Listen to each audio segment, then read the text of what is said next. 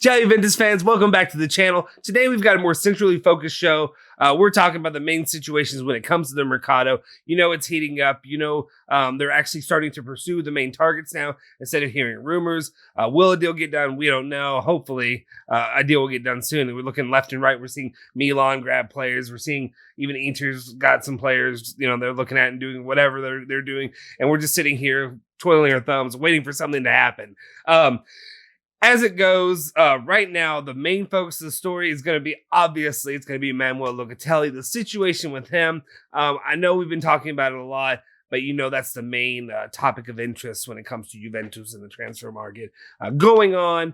I'll dive into a little bit of that and my thoughts on the situation. We've also got some updates to talk about when it comes to the Pjanic situation. It just keeps rearing, no offense, Pjanic, I hate to say this, but it keeps rearing its ugly head and just keeps popping up. And it's just it's just an annoyance to me at this point. And it's going to keep coming up. We'll talk about it. We've got an update maybe regarding the Dybala situation, a little bit of Cristiano Ronaldo coming up as well. And then finally, Frabotta. We'll fill you in now. Let's talk about it and let's see what your thoughts are down below.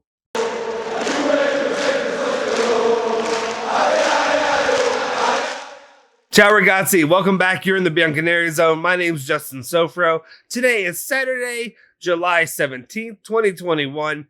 Before we do anything, like I said, I know. I'm going to say it, but I'm going to keep harping on it. While y'all keep doing it, please keep helping us out.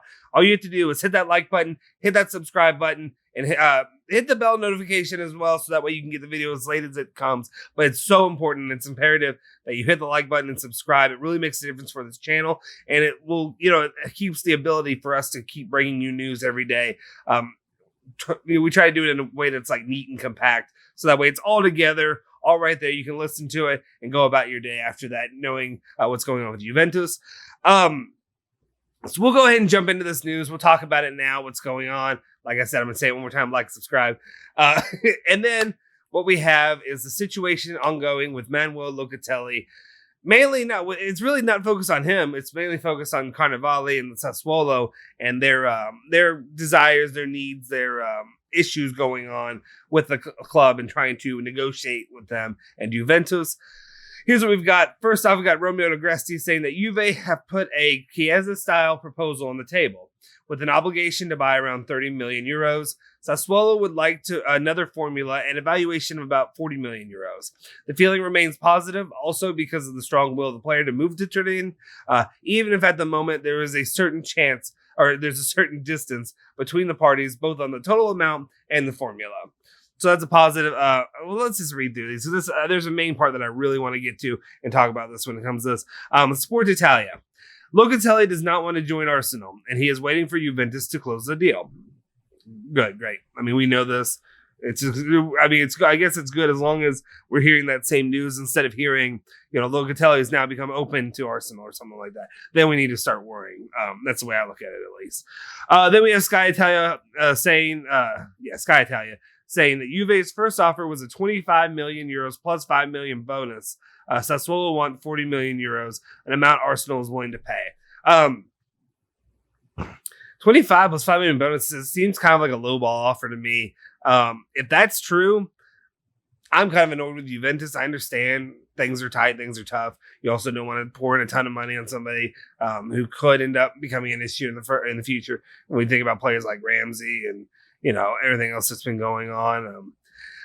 I don't know. I just feel like 25 million, even though you're throwing in the 5 million bonus, it just seems like a lowball offer. It doesn't seem, I don't know, professional when it comes to that, but whatever. I mean, whatever. You tell me what you think, if that's right. I'm also not a businessman. I do something else totally on the side. I am not offering contracts or deals or anything like that with my kind of work that I do. So we'll see. Anyway, and then there's one final piece. Sorry, I have this on a different application, so I'm trying to make sure I have that in front of me. Basically, it is Fab Della Valle. Is that right? We'll see when, Anyway, they're saying that in the negotiation between Sassuolo and Juve for Locatelli, the problem is the obligation to buy. Carnevale asked for it regardless, not subjected to certain conditions. The player does not want to go to Arsenal. Alternative is staying at Sassuolo. So here's the issue. that's the one that I really wanted to talk about. That I really wanted to kind of get into a little bit, was just the situation of Juve kind of wants to have I guess they didn't want to have in the initial offer the obligation to buy. They wanted the option to buy. Similar to the situation with Chiesa, where there were like certain little things that had to trigger the obligation to buy. Like even if it's going to be something where it could happen, or it's almost destined to, I don't want to say destined, you know what I mean? Like it's a shooing to happen. It's such a musty old thing to say. Anyway, it's for sure going to happen. These set circumstances say he's going to play, even if it's just like 10 games or whatever it is, something dumb. You never know what could happen. He could get injured. He could get whatever. So I understand Sassuolo kind of want to be like, no, we want this. This is what we have. We want our money. We want to be able to make sure we get our money. We don't want to loan him. Something happens to him, and then you say thanks, but no thanks. So I kind of understand their point of view. I also understand Juventus. You think about the other deals that they've offered. Of course, these are a lot of times from like players that we got on a free. You talk about Rabiot. His situation, Rabiot has improved though recently. So I have to give him some credit there. But there's been little situations where, Juventus does not want to. They don't want to, hamstring or not hamstring.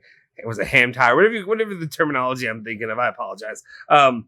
The situation where they're just stuck to this player who, if something were terrible to happen, and there are a lot of options, things where people get injured and you get stuck with a J medical player. Looking at you, Arthur, right now. But anyway, I'm kidding. Arthur, I'm kidding. I apologize, Arthur.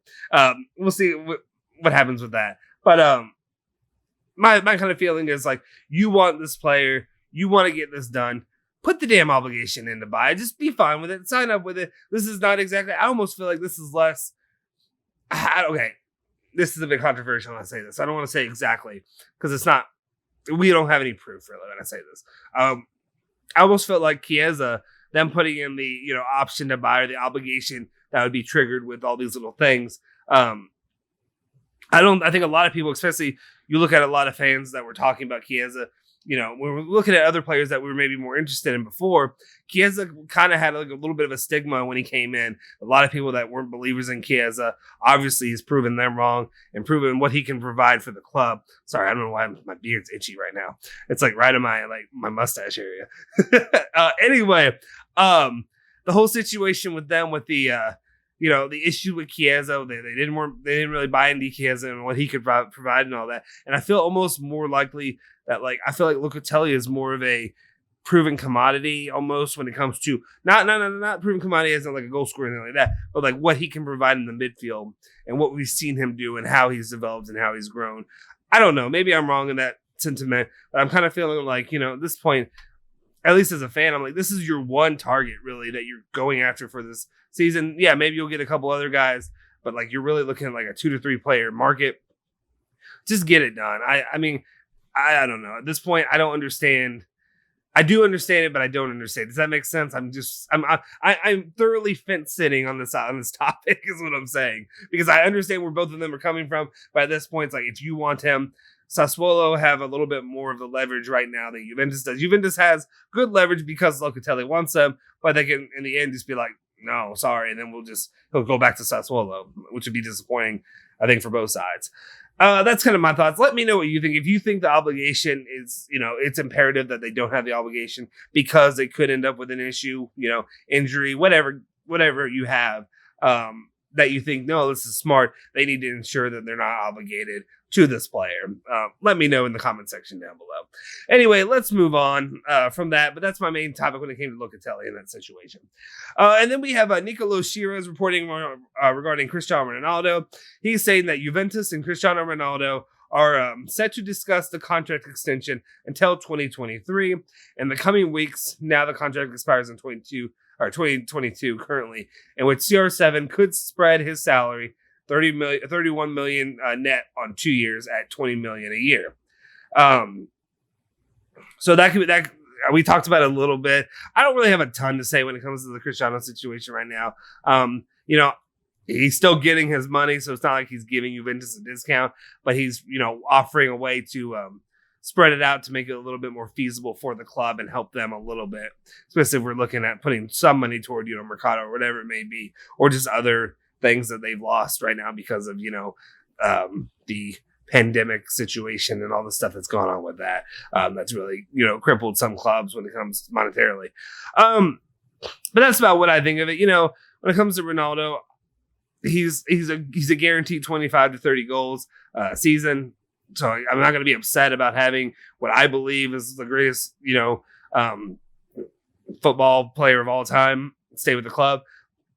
It's just about the chemistry and about if he can actually find a way to gel with the club, to actually give, just kind of like you look at the Italian national team. Is the Italian national team full of superstar players?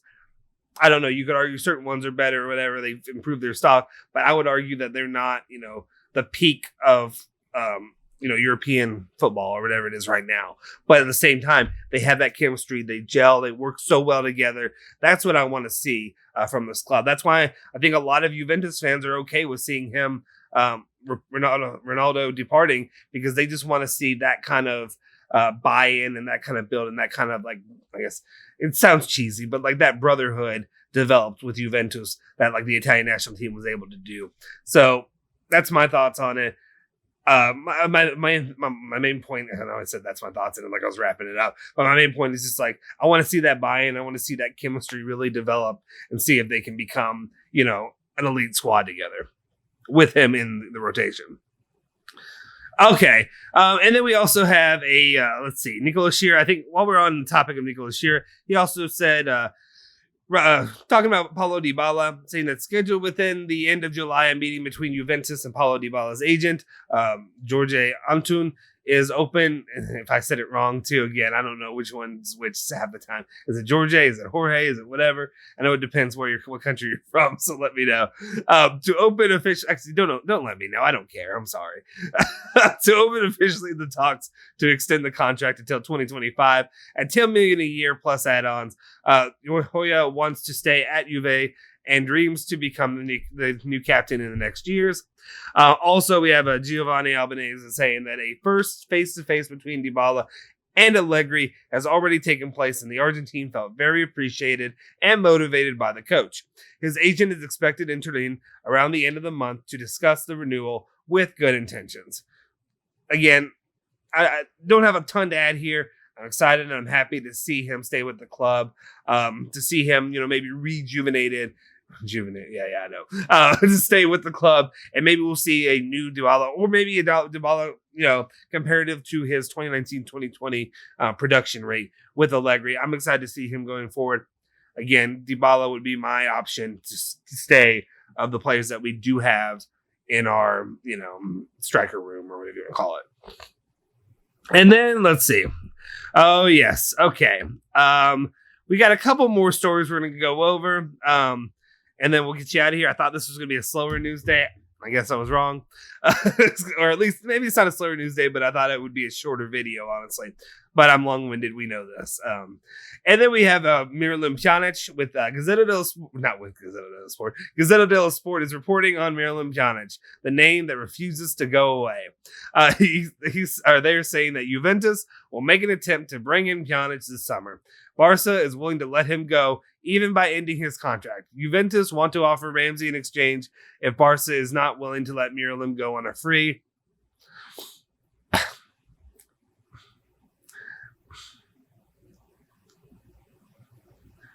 Okay, sorry, that was enough. What are we doing? What? Why? The only thing I can see is, yes, you're getting rid of Ramsey, maybe. I just don't think Pjanic is the option that we need. I made a joke with Julian and Alejandro earlier this week about, the situation. I think maybe it was yesterday. The situation, tongue-tied situation with Pjanic and all that's been going on. And I think they were like, so to me, it's like, where does he fit in? To me, I said it 1,000 times. He is the last ditch resort that resort. He's not a resort. He's not a resort. He's the last ditch option that you have to go with. Say the Locatelli deal just implodes and you have no other option to go with. Especially because everything I've heard seems to tell me one midfielder is what we're getting. Only one midfielder, and that's the way I'm operating here. So if you're adding him, that means that Locatelli fell through. It means that I'm probably pissed and I'm probably driving my head through a brick wall, just being annoyed with the situation that's been going on. Great, you'd be able to get rid of Ramsey, but then you're just bringing in, you're bringing Pjanic right back in, and like I said this earlier this week, but basically, like, what kind of masterclass is this by Barca to end up having us after everything last year to have Arthur, an injured Arthur, maybe Manuel Pjanic back on, both on the Juventus payroll a year later. Like, that would be insane. I'm not buying it. I'm not believing it. If it is happening, I am not going to be a happy boy. That's all I'm going to say. And as well, I could see, a year from now, Ramsey ends up coming back to the club.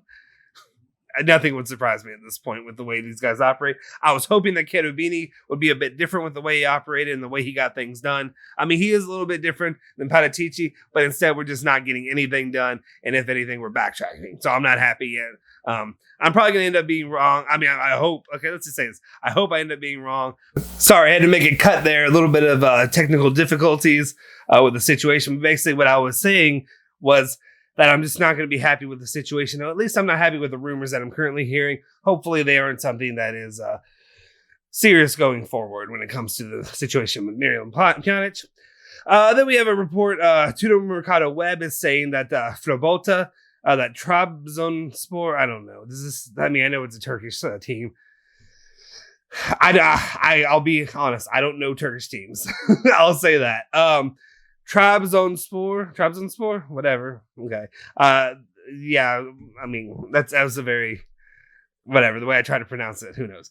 Anyway, with that situation, supposedly they're saying that they have chosen Frabotta as the main target for the left back position.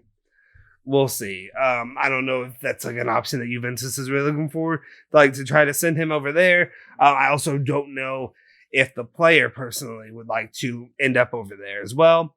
Something to keep an eye on, but anytime it's a new name that pops up, who knows? Then finally, the last bit of news for the day, and this was news yesterday. We talked about it on our live stream. I say that, but it was a bit of a mess yesterday. We had a lot going on, and it turned into a podcast, and then it turned into let's just scrub it and forget that it ever happened.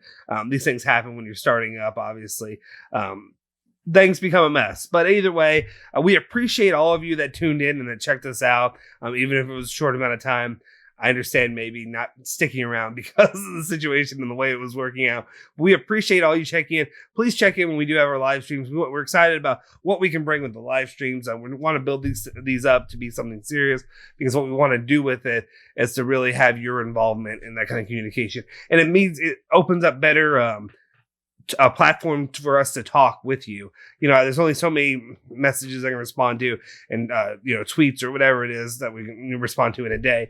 When we're doing it on the live, I can read it obviously in real time and actually communicate my thoughts and opinions, and to get to know you all better in general. So anyway, the news that we talked about on the live was the situation regarding Mauro Icardi, and then there's Foot Mercado that is reporting that contacts have been initiated between Icardi's entourage and Allegri in recent hours. PSG are seen to offload Icardi this summer, but the challenges over a deal pertain to the fact that Juventus don't have much cash. So yeah, Juventus isn't in a good position to pay a lot of money right now when it comes to players like this. I'll be honest, I came in a little heavy-handed with Icardi yesterday when we were talking about it. I was kind of, I don't want to say I was completely no on him, but I was bit more leaning no than yes, just because of the situation with him. He's got a lot of baggage, former Inter player. And then also we talked about his wife and the situation with her. Me, I enjoy the entertainment of a reckless spouse, but at the same time, maybe that's not the healthiest thing for the club to have. It's good for people like me who have to talk about it, but not so good if you're just the everyday fan. Anyway, I guess the one thing I will say, though, is I've kind of switched a little bit on my opinion of Icardi, because when we're looking at the options, when you look at those lists that we have released, we look at the the transfer meter show that we do. Maybe I'll pop him in there next time. We'll see what happens there. I don't know as much as I know Allegri has been interested in him. That's been an option that he's been maybe wanting to pursue. It's also weird, the wording saying that and Allegri has been the one, because it's usually not that way. It's usually been Juventus is the one you're reaching out to, not the coach. Whatever. But basically what I'm saying here is, I don't know. I honestly, maybe I'd actually be open to taking the player if you can quell some of those issues that I worry about when it comes to his wife or whatever situation that come with him coming. Mainly because the names that are on our real striker list, the potential names are nothing that really excites me or really makes me, I don't want to say positive, but you know what I mean about the future. Nothing that really sticks out to me. I understand you're probably going to tell me I'm wrong, and that's okay, but that's just how I look at it. So I guess to me right now, when it comes to Icardi, I'm a maybe. That's what I'll say. I don't know. I don't know exactly how I feel. I've been switching back and forth. Like I said, right now it just appears I like to sit on that fence, and see which way I want to go. But right now, Icardi's a maybe. We'll see what happens. We'll see if anything really builds there. Of course, the biggest wall when it comes to that is just does Juventus have the money to pay for him and to buy him? We'll see. Anyway, that's all the news I have for you today. Make sure you check in with us tomorrow. We'll have the latest rundown of all things Juventus. We're sure things are going to drop soon. Hopefully, I would imagine maybe the next meeting won't be until Monday or Tuesday or whatever it is between Juventus and Sassuolo. Whenever that news drops, we will come at you with another video or whatever update, however we do it, to update you on the situation with the player, the club, whatever's going on. But make sure you like and subscribe to the channel as well as hit that bell notification to stay up to date with our latest videos as soon as they drop. Follow Bianconeri Zone at Bianconeri Zone on Twitter and Instagram, and follow me at Justin Sofro on Twitter. Forza Juve, Forza Bianconeri.